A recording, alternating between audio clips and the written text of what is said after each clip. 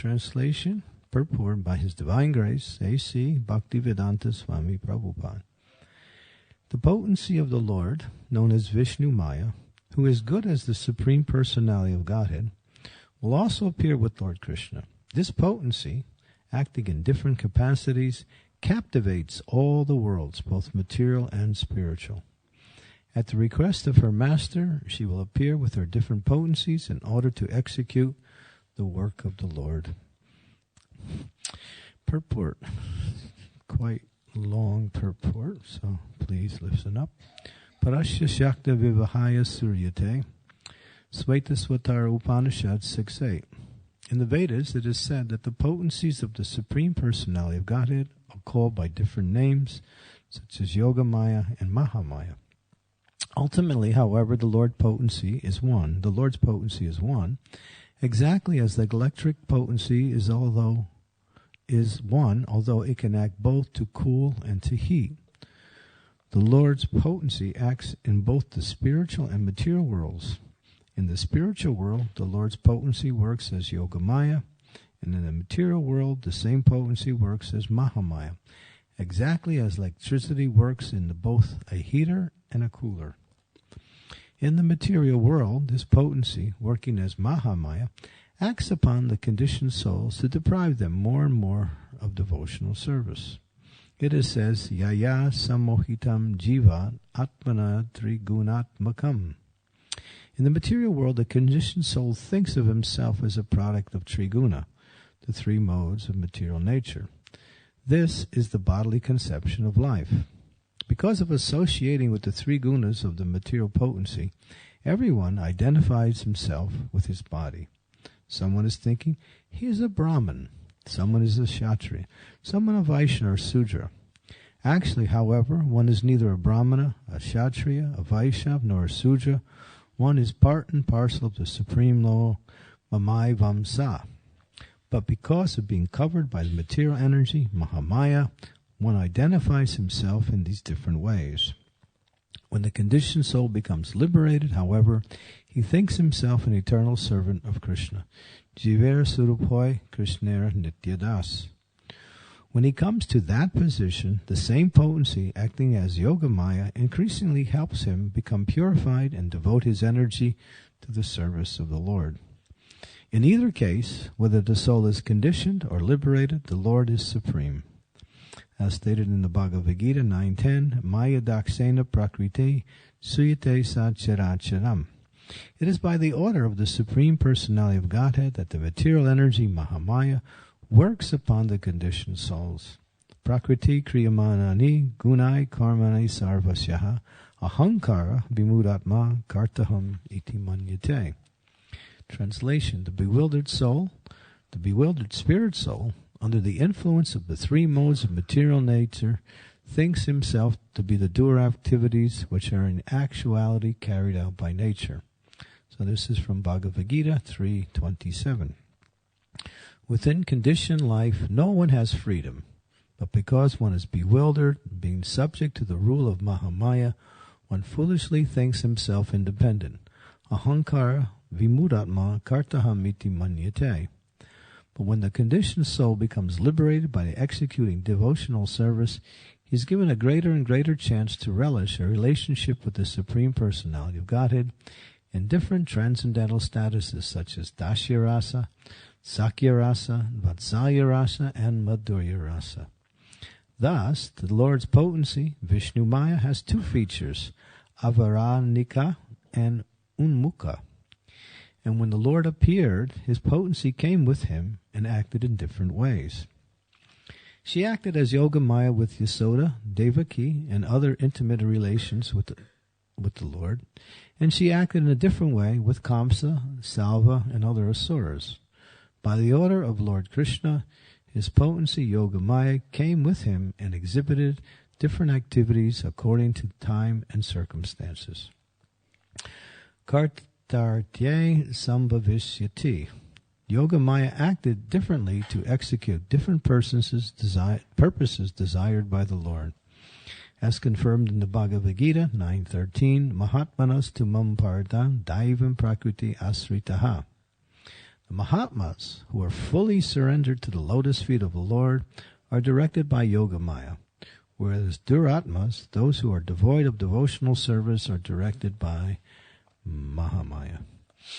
Om Agyan Timirandasya Gnanajana Salakaya Chaksu Unmilitam Yena Tasmai Shri Gurave Namaha Sri Chaitanya Manobhistam Staptitam Yena Bhutale Swayam Rupa Kadamayam Dadati Swapadantikam Bande Ham Shiguro Shiyuta Padekamalam Shigurun Vaishnavamscha Shirupam Sagrajata Sahaganat Raganatam Vitam Tam Sujivam Sadvaitam Sarvadutam Parijana Sahitam Krishna Chaitanya Devam Sri Radha Krishna Padam Sahagana Lalita Sri Vishakam Vitamscha Hey Krishna Karuna Sindhu Dina Bandhu Jagatpate Gopesha Gopika Kanta Radha Kanta Namostute Tapta Kanchana Gaurangi Radhe Brindavaneshwari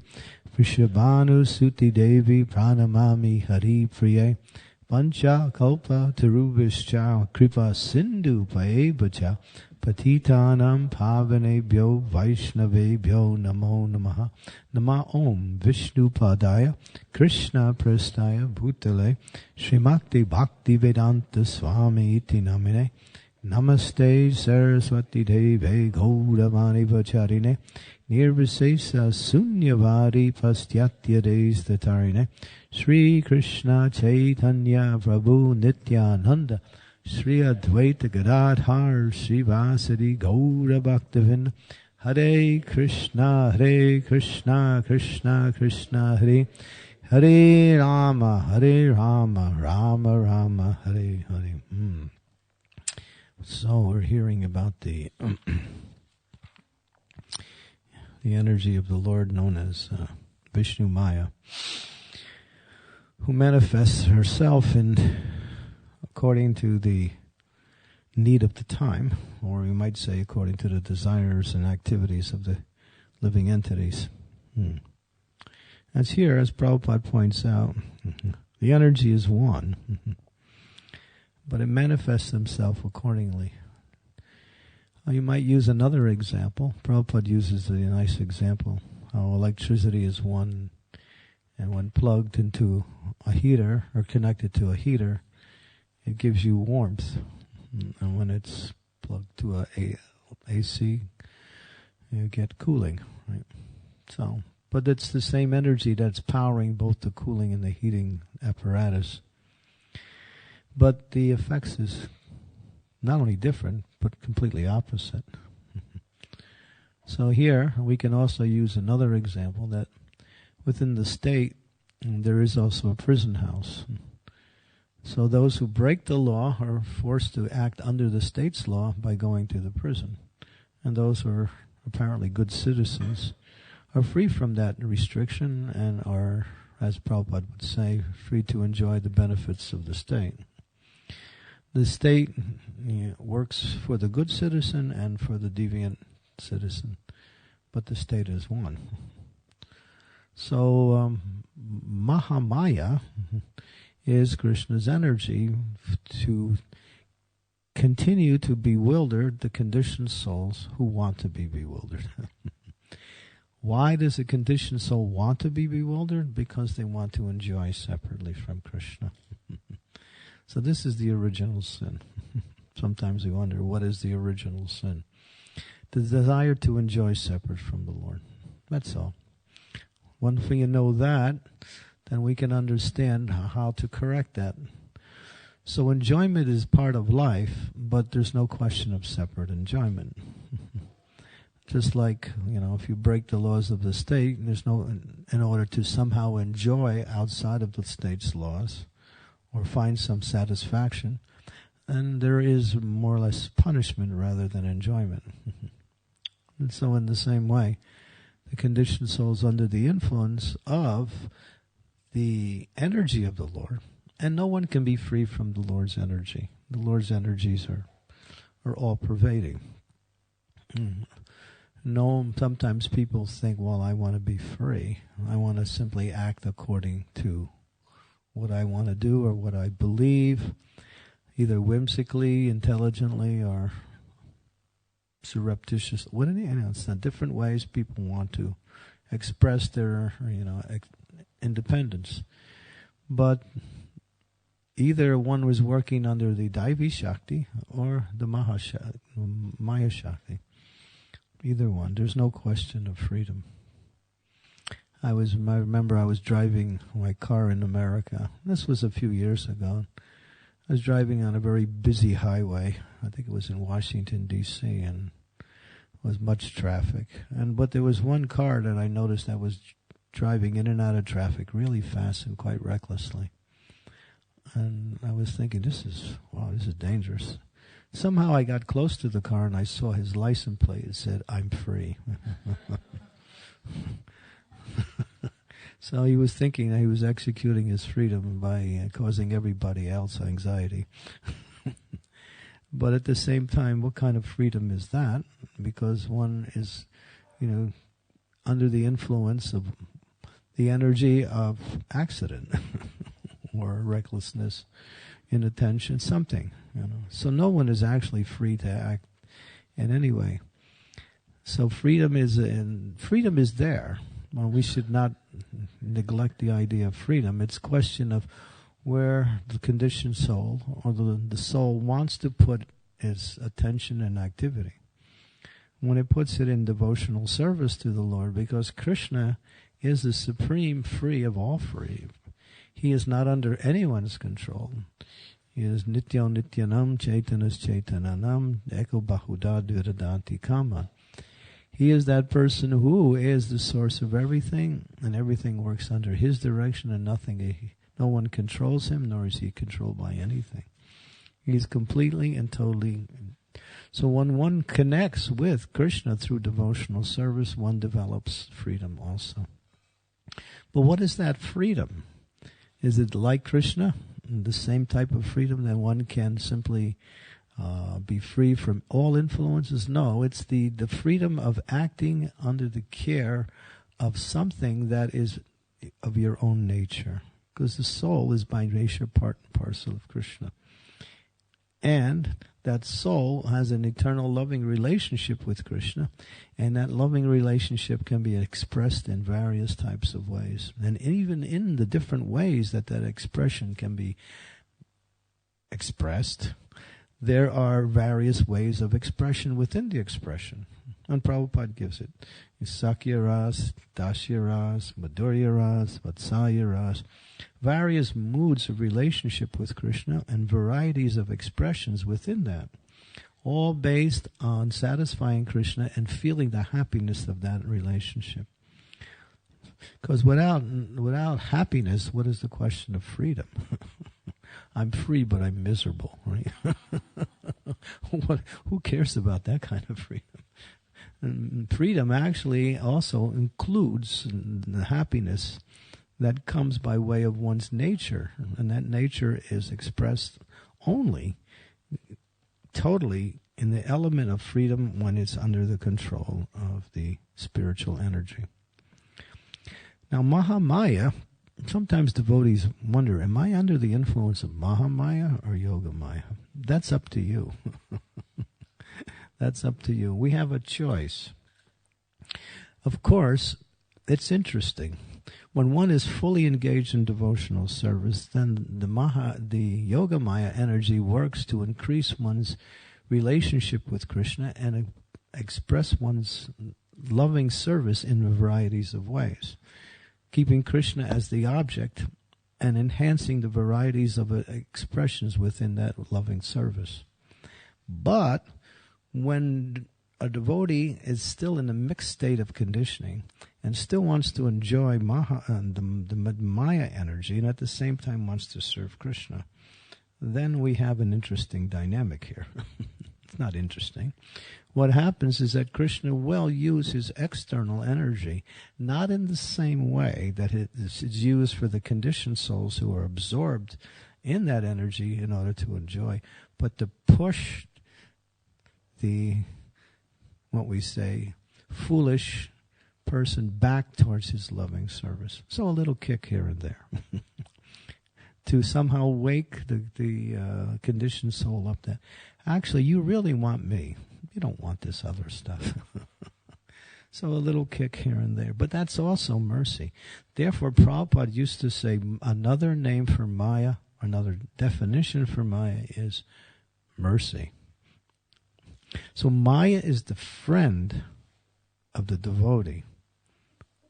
Prabhupada would say that we have no problems with Maya. Maya is our friend. But somehow she has to act in order to serve those persons who are demoniac in nature. Jai Sisi Radha Gokulananda ki, Sitaram Lakshman Hanuman ki, Sisi Gaurnitai ki. The Mahamaya energy has to serve the demons who want to enjoy and exploit this material energy to the ultimate satisfaction that they can attain. And therefore, because of our service to the demons, sometimes the devotees find themselves in difficulties. In other words, the demons give devotees trouble. And Maya is serving the demons in order to facilitate their activities in this material world. But ultimately, Krishna is protecting his devotees if devotees take shelter of his internal energy. And therefore, the devotees actually thank Maya. We actually thank Maya, you are so wonderful. You are actually a magician. The Maya energy is really powerful. There's so many examples in the scriptures how that Maya energy bewilders even a great soul to think that there's somehow some enjoyment here.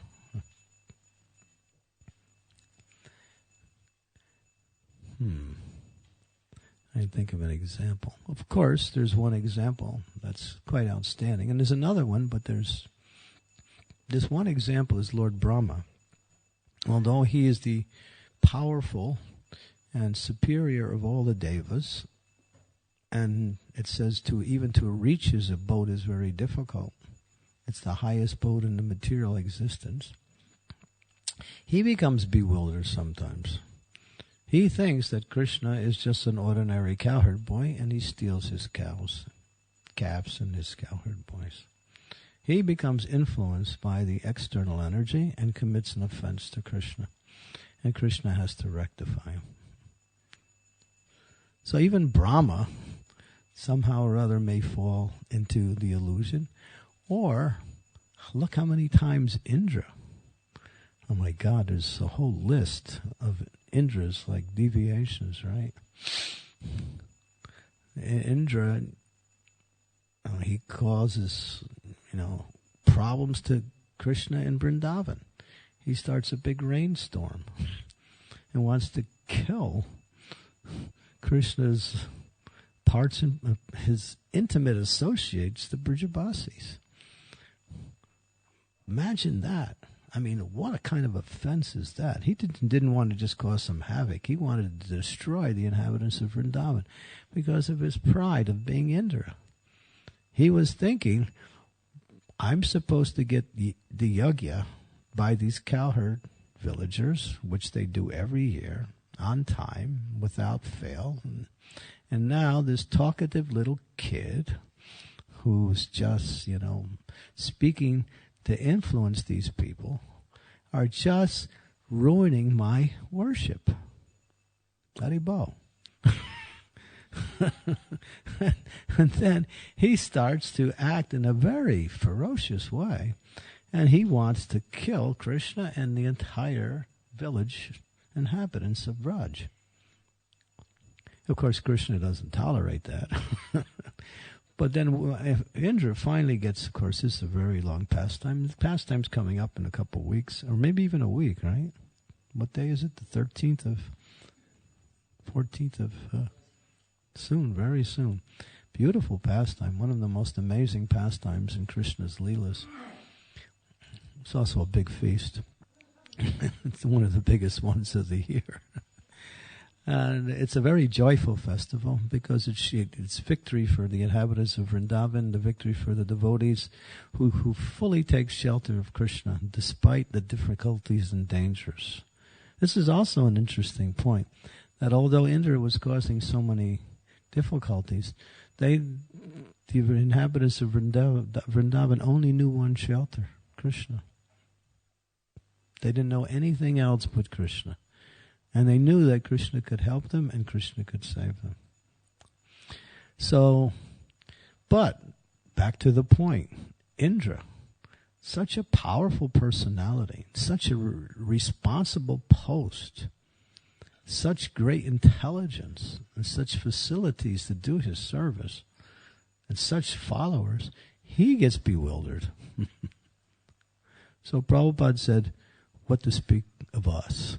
Of course, he's not speaking of himself, but he's using the example that one should never think that I cannot be illusioned by the material energy. At any time, Maya can trap you. Now, will Maya do that to a devotee who was seriously engaged in devotional service? Yes and no. She wants to increase your bhakti to Krishna. So sometimes Krishna allows Maya to present some kind of allurements just that is so perfect to your little bit of attachment that's still left. If you have any attachment to anything in this world, Maya will go right for that and say, okay, this is what you want. Here it is. Come and get it. Boom. You get that also. But that's Maya. Why does Maya do that? Because Krishna allows her to do that just so you can somehow or other get over that attachment. You have to face each and every one of our attachments and say, Hare Krishna, I take shelter of Krishna, and then move on. It's not like your attachments will just go. They do, but they reduce. But Krishna always arranges something.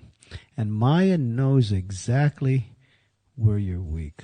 Isn't that interesting? She knows exactly where to hit. It's like if someone is in a boxing match and they're fighting, and there's someone hits someone, then that spot maybe become a little bit vulnerable. So that person who's an expert fighter will look to hit that spot again because that area is vulnerable. Maya's like that. She'll just keep coming until you say, I want Krishna. I don't want any of this anymore. I'm tired of it. And then somehow we take shelter of Krishna and then engage in Krishna's devotional service, take shelter of the holy name. So that's Maya, like that. But she's our friend. Therefore, Maya is the friend of the devotee. But when the devotee becomes absorbed in Krishna consciousness, then that Maya energy is now the Yoga Maya, which enhances the loving relationship between Krishna and his loving part and parcel, like that. And makes that loving relationship sweeter and sweeter and sweeter. So Maya, that energy will work back and forth, even for a devotee. You have to see where we're at, like that. But most of the time we're dealing with the external energy in such a way that Krishna is always protecting his devotee. How does he protect the devotee? He gives the devotee intelligence. He gives him remembrance of himself. And he also gives him awareness of the futility of taking shelter of the material energy. And then the devotee takes shelter of Krishna, and then no longer Maya is there, like that. As Prabhupada said, Maya cannot remain in front of Krishna. She has what is called the thankless task. She has to somehow act in such a way as to bring people away from Krishna, or at least present a type of illusion for the conditioned soul that they have a tendency to forget Krishna or to try to think that this is where I can find happiness, like that. But when you keep Krishna in front, Maya's in the back. She cannot come in front of Krishna. She's embarrassed. She has a tough service. She has to do something that is very difficult, but she's expert at it. It's amazing. So the material energy is very powerful. Just like we have Markandeya Muni in the 12th canto of Srimad Bhagavatam. He performed so many austerities, performed so many penances, became qualified to receive as much spiritual benedictions. The Lord asked him, what benediction would you want? He says, I want to see the power of your Maya. And Krishna laughed. You sure? You think you can get over that? Okay, good luck. And then there was practically a total devastation. And Markandeya Muni was thrown in the devastation waters for millenniums, and he was being tossed by that energy. But somehow or other, he was able to remember Krishna, but he was suffering so much by the torments of that illusionary energy, like that. So Maya is very powerful. And Sristi, Stisti, Palaya, what is that verse? Sristi, Stisti, Palaya, Sada, Chayeva Vivati Durga. Chayeva, she's a shadow of the reality, but she is also very, very powerful. So devotees, they, Jai Maya, offer of obeisances, Hare Krishna, I'm too busy right now to associate with you. I got service to do. I got rounds to do. When Prabhupada was in Delhi one time, he had just given a wonderful lecture, and so many important people from the local government had come to see Prabhupada and meet Srila Prabhupada. This was back in the very early days when Prabhupada first went to India with his new disciples. And then after the lecture, one very highly placed official, offered full dandavats at the lotus feet of Prabhupada and touched his feet in a very humble, submissive way. The devotees, we were like Americans, who had never seen such humility, were kind of astonished. So they asked Srila Prabhupada afterwards, what is it about you that attracts a person such as that to act like that? They were amazed to see such an important person act like a little child in front of Prabhupada. And Prabhupada said, I have no lust. And he left. And then he got into his car. The devotees came. Some of the devotees who were there also rode in the same car with Prabhupada on the way back to his quarters. When Prabhupada, it was quite quiet in the car because everybody was thinking, wow, God, we must have so much lust. Prabhupada has no lust. And so there was quiet, and Prabhupada could understand the devotees were still thinking like that. So when he got to his place, Prabhupada got out of the car, turned around and looked at the devotees who were there and said, it's not because I have no lust, it's because I have no time. If you give time to Maya, then, you got an appointment. Don't give Maya any time. That's the bottom line. Keep yourself busy in devotional service. And then when Prabhu, yes, who's there? Maya. I'm sorry, I'm busy. I got something to do. Come back tomorrow. Yes, you said to come back tomorrow. I'm here today. I said tomorrow. Yes, tomorrow. Okay. Of course, tomorrow never comes. It's always today. So the point is, don't give Maya any time. That's all. Too busy. Keep yourself engaged, either mentally by chanting the holy names, reading Prabhupada's books, or doing some activity, or some activity. Keep the mind connected to the spiritual energy, and then Maya has no influence like that. She'll still try. She'll still try to attract you different ways, but then because you're too busy, no time for Maya. Like that. And it's not hard to get busy in this age, right? Everybody's busy. In fact, people are too busy. Okay, so I'll stop there. Any questions?